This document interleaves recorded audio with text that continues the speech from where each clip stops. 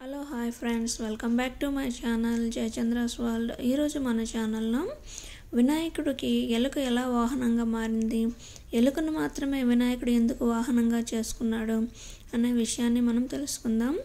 వినాయకుడిని మనము మూషిక వాహనుడు, ఎలుక వాహనుడు అనే పేర్లతో పిలుస్తాం కదా. ఈ కథ వెనుకున్న అంతరార్థం ఏమిటనేది మనం తెలుసుకుందాం. పూర్వము గజాసురుడు అనే అతి భయంకరమైన రాక్షసుడు ఉండేవాడు. ఆయనకు మృత్యువును జయించి ముల్లోకాలపైన ఆధిపత్యం చెలాయించాలని ఎంతో కోరిక ఉండేది. ఆ కోరికను ఆయన నెరవేర్చుకోవడానికి పర్వత శిఖరాల పైనకు వెళ్ళి శివుని కోసం ఎంతో ఘోరమైన తపస్సును చేస్తాడు.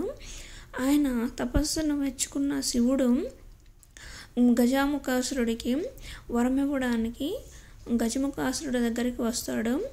గజముఖాసుర, నీ తపస్సుకు నేను ప్రసన్నుడయ్యాను, నీకు ఏం వరం కావాలో కోరుకో అని అడుగుతాడు పరమేశ్వరుడు.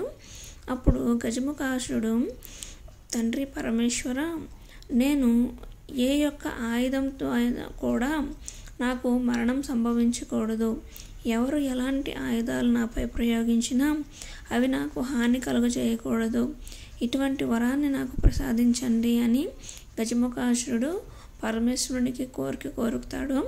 అప్పుడు పరమేశ్వరుడు తథాస్తు అని దీవించి గజముఖాసురుడికి వరాన్ని ప్రసాదిస్తాడు.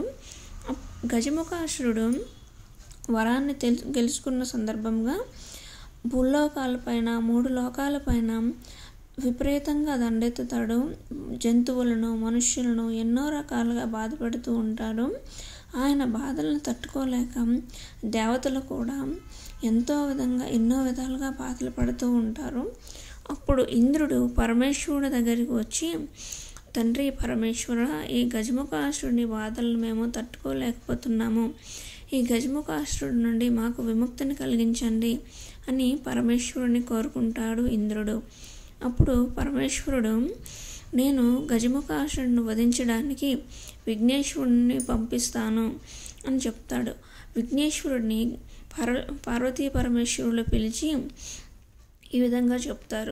నాయన వినాయక, గజముఖాసురుడు ముల్లోకాలను ఎన్నో విధాలుగా ఇబ్బందులు పెడుతున్నాడు.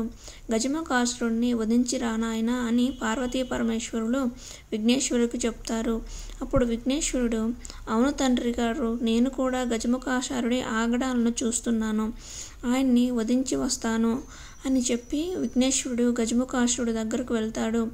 అప్పుడు గజముఖాసురుడు, ఎవరు నువ్వు, ఎందుకు నా దగ్గరికి వచ్చావు అని అడగగా, నువ్వు చాలా ఆగడాలను చేస్తున్నావు, అందరిని ఎన్నో విధాలుగా బాధ పెడుతున్నావు, ఇకనైనా నీ ఆగడాలను చాలించు అని అడుంటాడు. అప్పుడు గజముఖాసురుడు, నాకు ముల్లోకాలపైన ఆధిపత్యం కావాలి అని అడుగుతాడు. గజముఖాసురుడితో యుద్ధం చేయడానికి విఘ్నేశ్వరుడు తన చేతిలో ఉన్న గదను విసురుతాడు. కానీ ఆ గద వలన గజముఖాసురునికి ఎటువంటి హాని కలదు. తన చేతిలో ఉన్న పరశురాము ఇచ్చిన అస్త్రాన్ని, అదేవిధంగా తన చేతిలో ఉన్న ఆయుధాలను, విల్లును అన్నిటినీ విసురుతాడు. ఏ ఒక్కటి కూడా గజముఖాసురునికి ఎలాంటి హానిని కూడా చేయదు.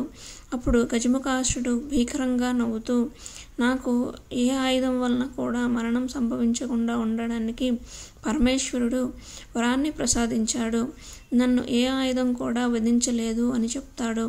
అప్పుడు విఘ్నేశ్వరుడు తన యొక్క దంతాన్ని విరిచి గజముఖాసురుడి పైనకి విసురుతాడు. అప్పుడు గజముఖాసురుడు ఒక ఎలుక రూపంలో మారుతాడు. ఎలుక రూపంలో ఉన్న గజముఖాసురుడు విఘ్నేశ్వరుని పైనకి మరలా దండెత్తడానికి ప్రయత్నం చేస్తాడు. అప్పుడు వినాయకుడు గజముఖాసురునికి మెడలో ఒక తాడును వేసి గజముఖాసురుడి పైన కూర్చొని స్వారీ చేస్తాడు. అలా గజముఖాసురుడు ఎలుక రూపంలో ఉన్న గజముఖాసురుడి పైన కూర్చోగానే వినాయకుడు గజముఖాసురుడి తలలో ఉన్న అన్ని యొక్క మాలిన్యం అంతా పోతుంది, తన తలలో ఉన్న పొగరంతా పోతుంది. అప్పుడు గజముఖాసురుడు వినాయకుడిని ఈ విధంగా అడుగుతాడు, తండ్రి వినాయక, నేను ఎప్పుడు నీ వాహనంగా ఉండేలాగా నాకు వరాన్ని ప్రసాదించు అని గజముఖాసురుడు వినాయకుడిని ప్రార్థిస్తాడు. అప్పుడు వినాయకుడు సరే అని ఒప్పుకుంటాడు. అప్పటి నుంచి కూడా గజముఖాసుడు ఎలక రూపంలో వినాయకునికి వాహనంగా మారుతాడు.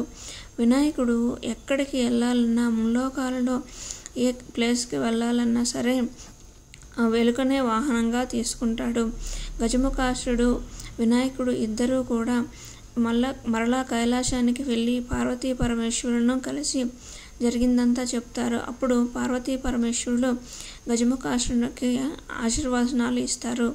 ఈ విధంగా గజముఖాసుడు ఎలుక రూపంలో మారి విఘ్నేశ్వరుడికి వాహనంగా మారుతాడు. ఈ కథను విన్నవారికి, చదివిన వారికి ఆ విఘ్నేశ్వరుడి యొక్క ఆశీర్వాదాలు ఎప్పుడూ ఉంటాయి.